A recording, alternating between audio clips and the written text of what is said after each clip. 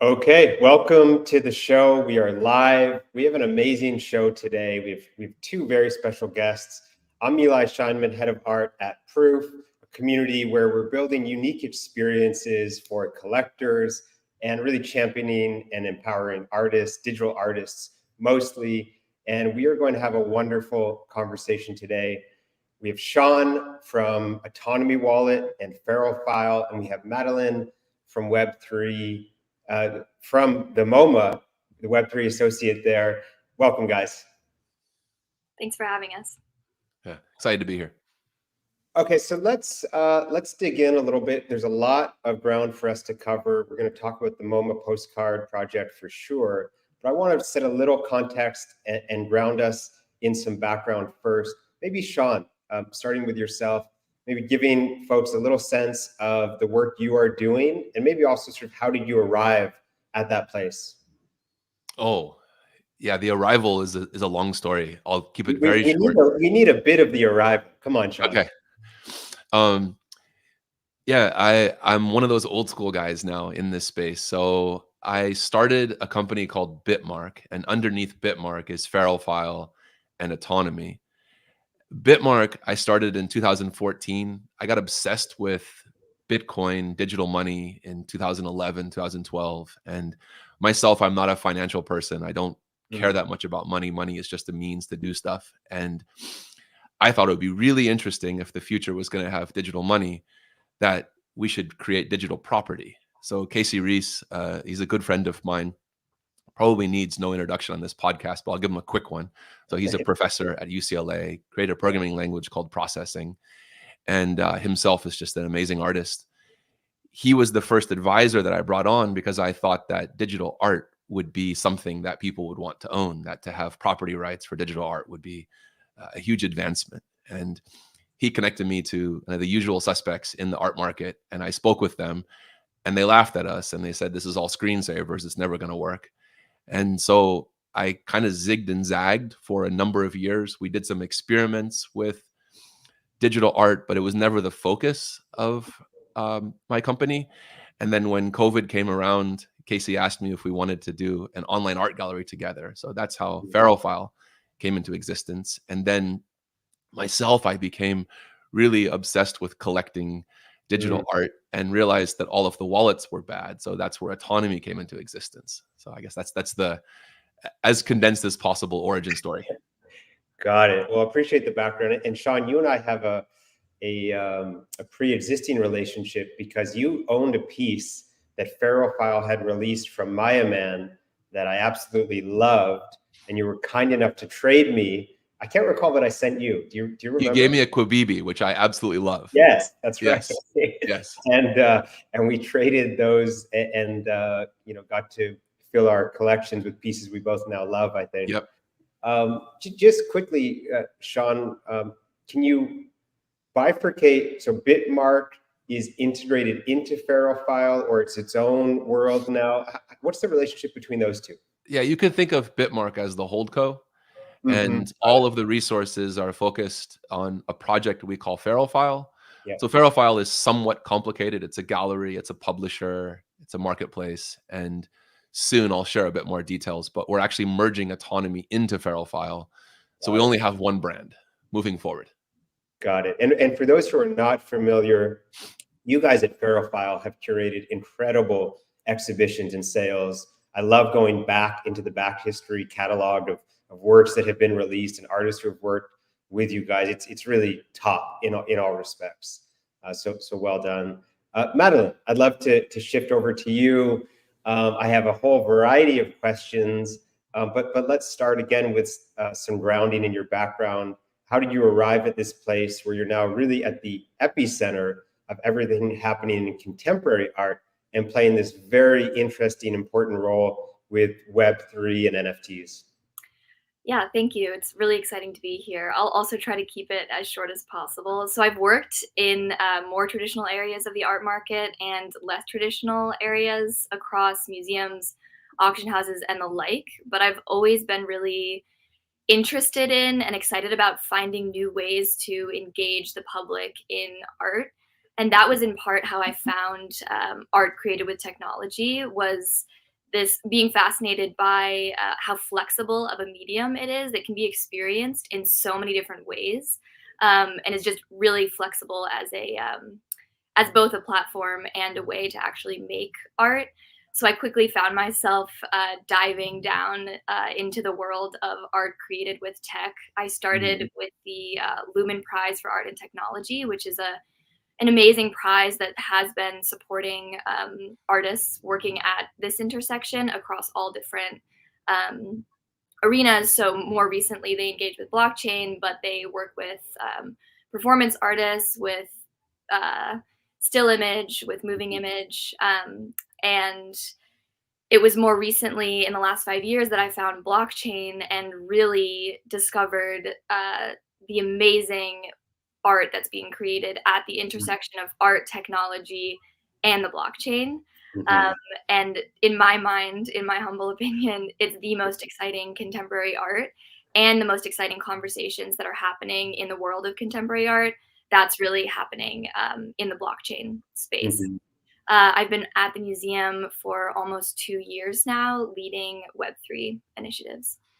Amazing. So there's a couple of things I want to unpack there just a little bit more. When you say that blockchain-based art or tokenized art, digital art that's living on chain is sort of the most exciting to you, what are those dimensions? Is it something conceptual? Is it something technical? Is it the combination of those two that makes it such for you, that makes it so exciting? Yeah, I mean, that's a heavy question, a hard one to answer quickly. I think something that's really interesting is the art market has operated the same way since the beginning of time. And we see art as very separated from commerce, like these camps.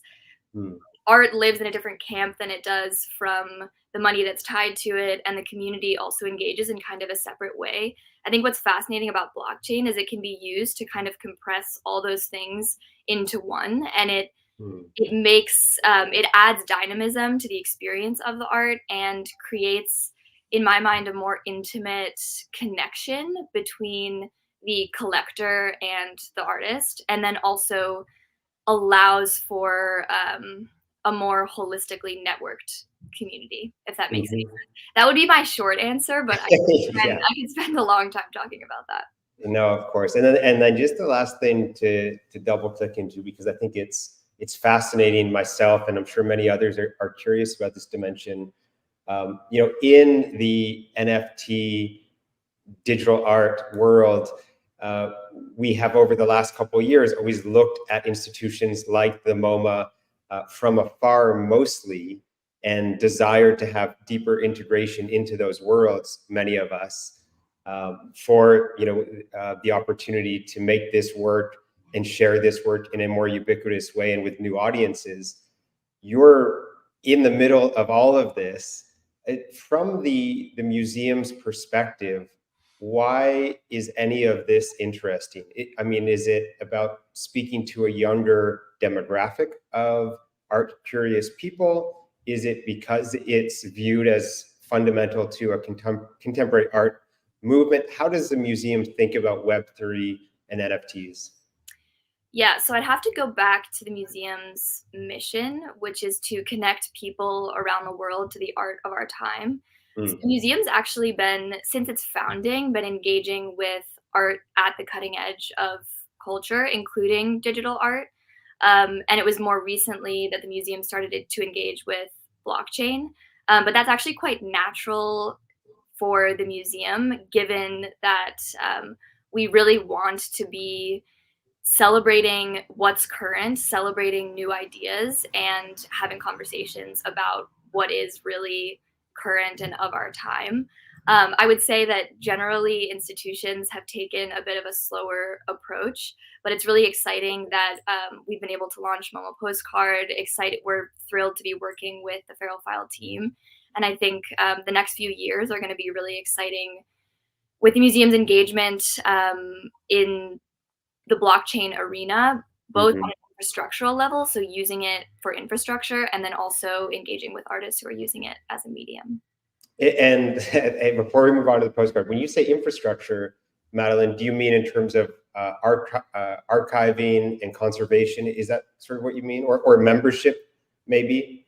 Yeah, I mean, all of the above. It's really interesting to think about token gated experiences, NFT backed tickets, for example, finding ways to really engage our visitor base beyond the museum walls, and then also bring new people into our visitor base. So that's definitely something that's of interest on an infrastructural level. And then I think conservation is really interesting too for digital media. Yeah. Okay. Fascinating. So, I mean, this is a great segue into the postcard project.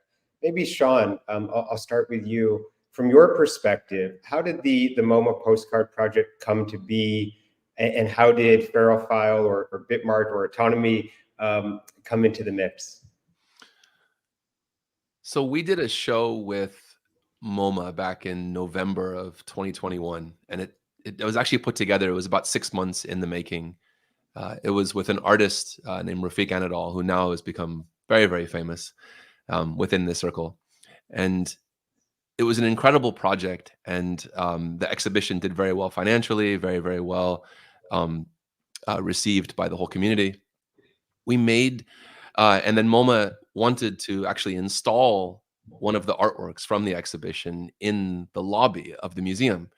And we had this idea that it would be neat if we could gift someone their first NFT as a visitor. So when they got to see and experience the artwork, they could also leave the museum with almost like a memento, like a gift that you could take with you, and that would set up a two-way link between the visitor and the museum.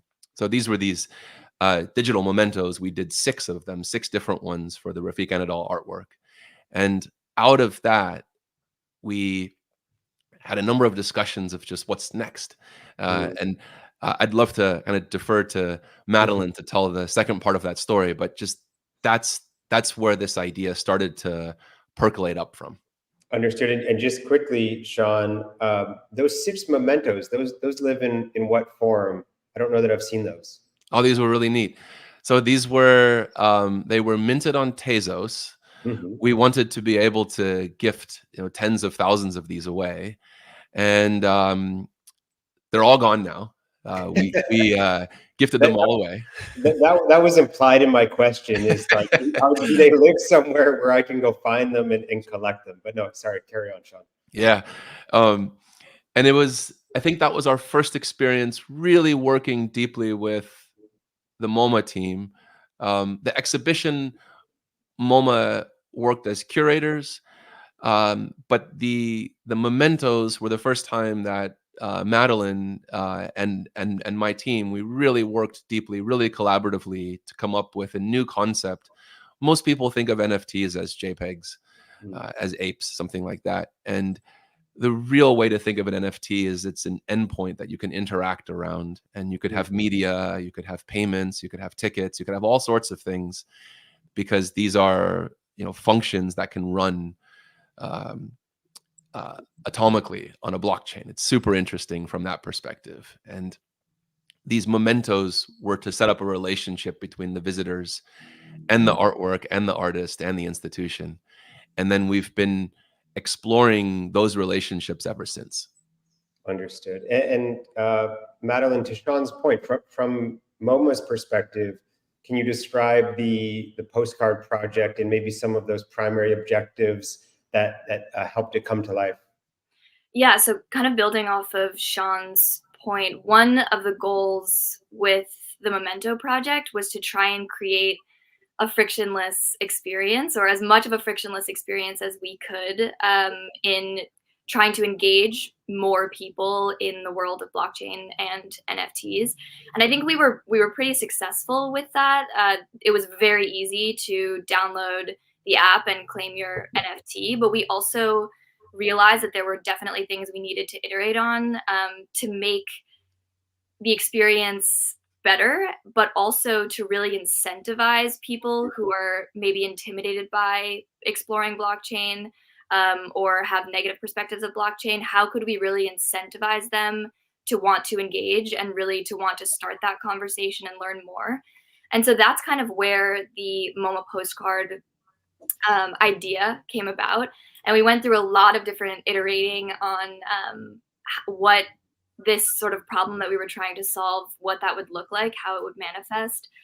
And Sean and I had a lot of conversations about this. One thing that we kind of came to is that a postcard is a really democratic thing. Mm. It's something that pretty much anyone in their life has, maybe not the younger generations, but most people in their life have either sent or received a postcard.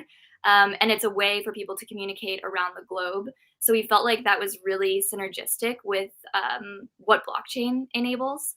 So MoMA Postcard, just to kind of level set, is an experiment in collective creativity on blockchain.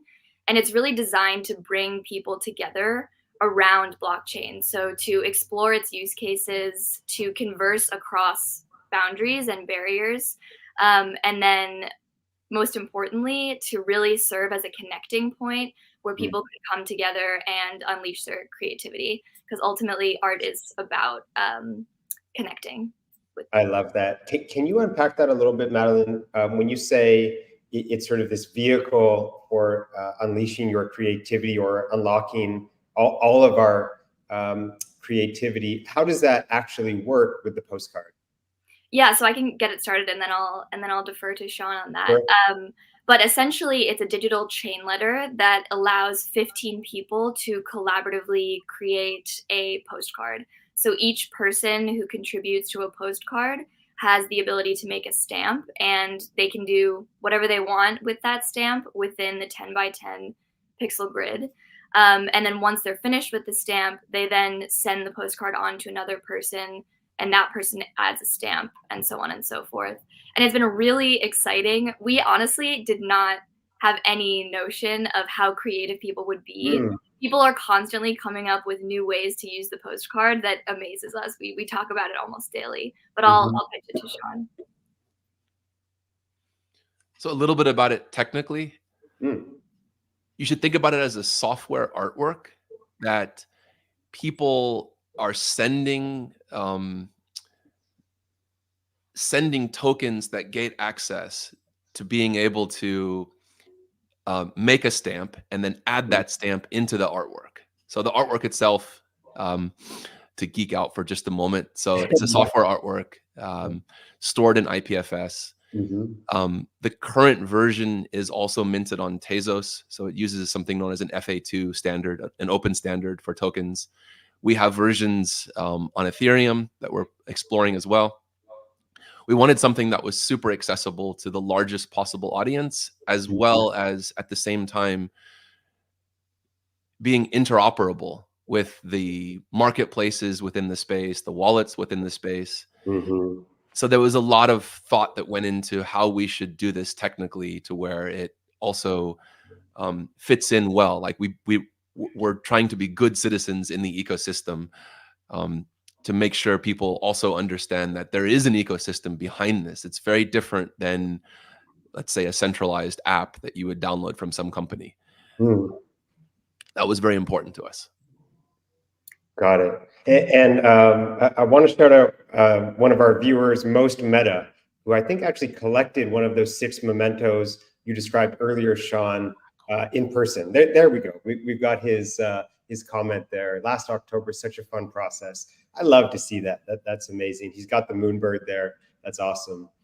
So there's a bunch of dimensions of this that I think are really interesting, and then we can talk specifically about some of the things you guys have seen with the postcards. But Madeleine, the way you described the postcard project, it sounded very much like blockchain education and engagement with blockchain and what that means is at the forefront of what MoMA and you guys, Sean, are trying to accomplish. One, is that accurate? And then 2, why is that education piece interesting relative to maybe concealing some of that part of it, right? Like make it just about the experience. And by the way, it happens to be blockchain backed and work in these ways. Why is that education piece important? Yeah, so as we were mentioning before, one thing that we really understood with the memento, we tried to provide an educational experience with memento. So when you were able to claim mementos, once you claimed the memento, you then were able to scroll through a Web3 glossary, which provided context on fundamental terms. And we worked really hard on that document, on that list of terms, to try and it's difficult to make terms like blockchain, NFT really accessible in terms of language. So we worked hard on that. But we found that it wasn't quite connecting, and probably a better way to try and get people engaged rather than providing them, a document and say, here on your own time, look through this, was actually to create something where they could go through the process, and then kind of find the magic in it. So I think one thing that's really exciting about the postcard is that you are simultaneously co-creating and co-owning. As you create your stamp, it then becomes your token of ownership over that postcard. So while you're going through the process of adding to this collective work of art, you're also engaging with the blockchain. And so that was one thing that we talked a lot about. And we had a lot of conversations about how technical we should go in terms of language. And I think we found a good balance where there's enough there and people can ask questions if they want to, and kind of choose their own adventure in terms of how deep they want to go. But if you want to experience MoMA Postcard and know nothing about blockchain and not even be interested in blockchain, you can also do that. So we were really trying to hit kind of a sweet spot there. And we're continuing to work on that and try and improve that as well. And I just say one last thing. Yeah. We definitely also want to provide more robust educational tools. MoMA Postcard is meant to be sort of an introductory experience, and we hope that we can really continue to build on it. I love that. So I'm reading here over 1,300 postcards have been created. That's amazing. I guess a couple of questions for both of you. What are a few of your favorite postcards that you've seen? And then somewhat related to our previous conversation just a moment ago, who are you seeing create these? Is it wholly Web3 native existing NFT collectors, or is it doing the job effectively of bringing some new people into this world? Yeah, so I think we'd first have to give a shout out to the first 15 the artists who work at the intersection of art, technology, and blockchain, who released with us. We worked with them to release 15 collaboratively designed postcards. It was such an amazing experience working with them, and also quite a feat.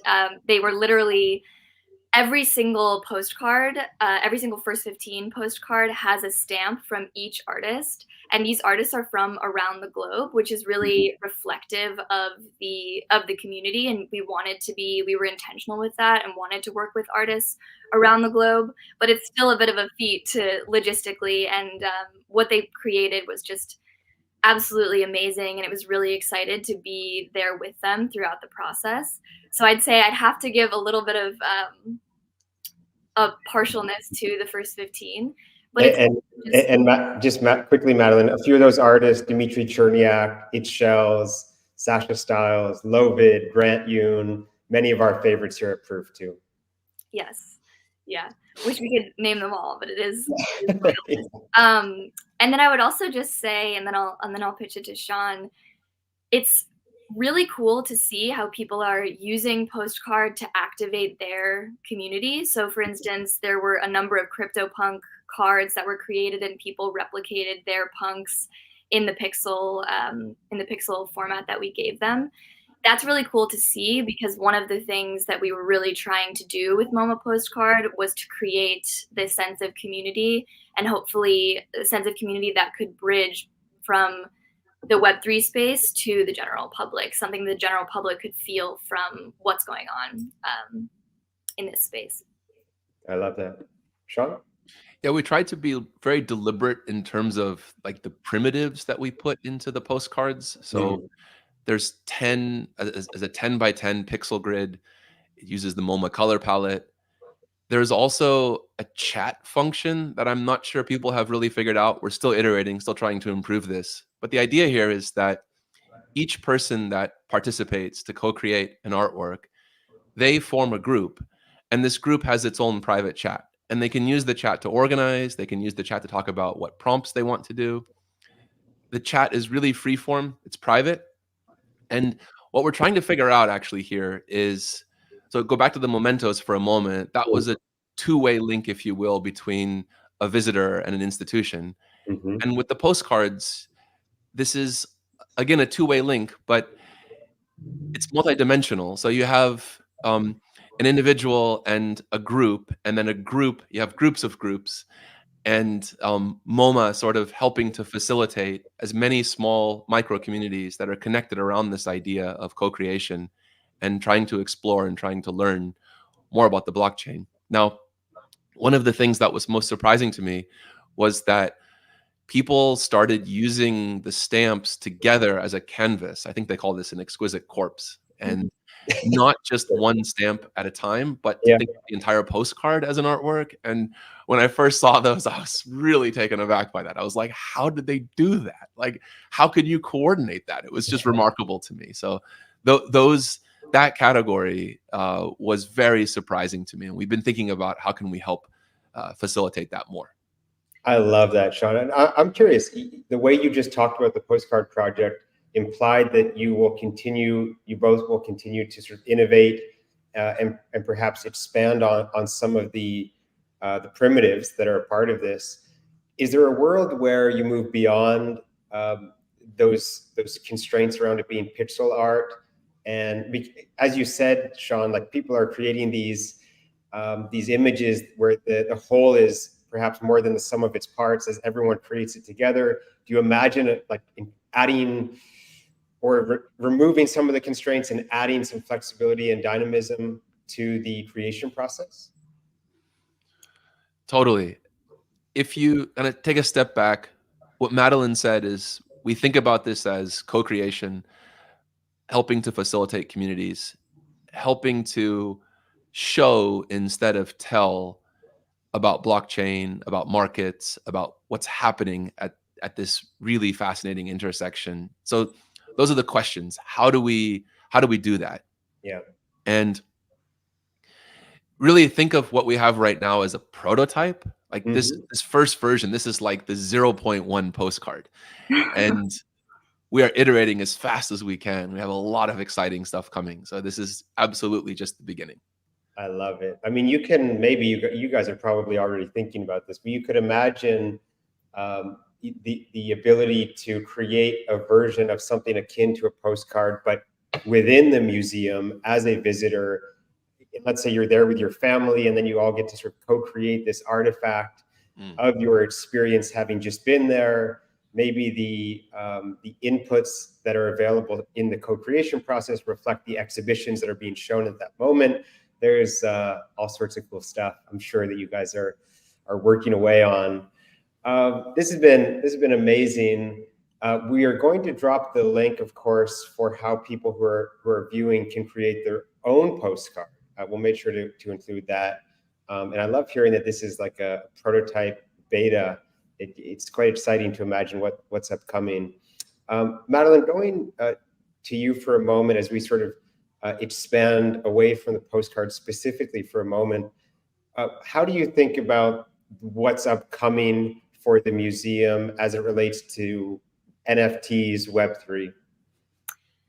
Yeah, the ecosystem moves really quickly, so it's hard to say exactly what 2024 will look like for Web3 at MoMA. I will just call out, we have an online exhibition that is coming up in a few months with FeralFile, which will be really exciting around sound art. So we're really looking forward to that. That's a great start to the new year. And then in terms of how the museum is thinking about Web3 and blockchain, I think we're definitely still exploring and trying to understand. I always say this, but it's true, so it bears repeating. trying to understand how best to add value to the ecosystem and how to really engage with intention. I think that that's really important when thinking about the way that the quote unquote traditional art market interacts with the Web3 ecosystem. We've tried to be really intentional in adding value rather than being extractive, which I think, you know, is an important note. And so as we continue to learn and iterate on MoMA Postcard, which has an exciting phase 2, and then launch these exhibitions, we'll continue to move forward from there. But no concrete plans, which is also exciting. I love it. Sean, maybe from you, can we extract any alpha about this sound art exhibition? Just that it's coming soon. That's it. That's all we got. Yeah, it's coming soon. And this is, so the first exhibition that we did with MoMA was a solo show. Yeah. And this will be a group show. And as people that know Ferrophile know, the group show is really our core. Mm-hmm. We love what happens when you bring artists together and work with a curator around a theme to make art. And so I think this show will be extremely exciting. It's going to be really, really, really, really good. I love it. I'm excited. Is there a month that you can give us, or just coming soon? Coming soon, but I guess I would add one last thing. Yeah. I think something that's really exciting about it is we're working with artists that hail from such different areas of the art market. So that's really exciting because I think that the conversation between the artists and the pieces being created will be really fascinating. I love that. Okay, so something we're going to do just as we wrap up here is we're going to give away 3 of these postcards. Now, anyone can create their own postcard by using the link that we'll share right now. Anyone can go and start a postcard. The amazing artist Maya Man, who I mentioned earlier, Sean, you and I had traded one of her wonderful pieces, and she was in Braille's 5. She is going to create the first stamp for 3 of these postcards that we will then send to 3 viewers, and we'll choose those 3 recipients of that postcard in the comments now. CT is behind the scenes watching the comments. So the question is, and this is how we'll determine who gets to receive that postcard first, is name one of the, I guess it's not exactly a question, name one of the first 15 artists who contributed to that that launch postcard. We mentioned a few of them earlier in the show. I don't think it'll take long for people to get on that. This has been amazing. You know, both Sean and Madeleine, it's so, a couple of things. It's so interesting to hear how you're thinking about the postcard project relative to your various objectives and this space at large. And then I just love digging into the primitives and the actual instantiation of that, the manifestation of those objectives as it relates to the postcard project specifically. Any last thoughts? Where can people find you? Maybe is it on X? Is it a website? Where do you want to send people? I just tweeted yesterday. I'm trying to be better about being on X, but my handle is Pierpont3. Yeah, I just wanted to say thank you so much for having us. This has been a great conversation. Yeah, I definitely use X too much. I'm Moskovich, and love to talk with people about anything related to this space and what's happening. So please do reach out. I love it. Well, just again, appreciate all the work you both are doing. It is impactful, it's fundamental, it's critical. I could probably rattle off a few more, give you more flowers, but you know, it really is appreciated, deeply appreciated, and cannot wait to see what is next. Now we're excited about the exhibition. We know there's future iterations of the postcard upcoming. Very exciting stuff. Thanks so much, guys, and to everyone watching. Have a great weekend. Thank you so much. Happy Friday. Thank you. Take care.